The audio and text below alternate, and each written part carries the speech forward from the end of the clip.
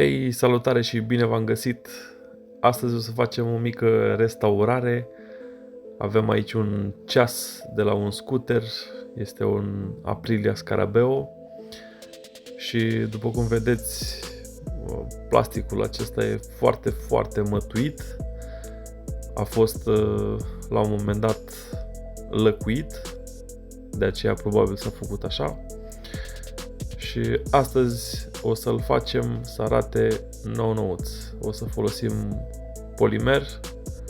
După ce îl vom șlefui bine, o să îl facem să arate lucios-lucios. Și o să folosim diferite dimensiuni de șmirghel.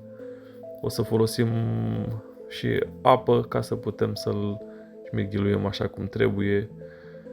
Și după ce vom folosi toate aceste dimensiuni, eu voi merge până la 800, că doar atât am deocamdată, dar o să fie îndeajuns de bine. O să mă ajut de acest pad care mă va ajuta să țin foarte bine șmirghelul și să pot să fac treabă bună.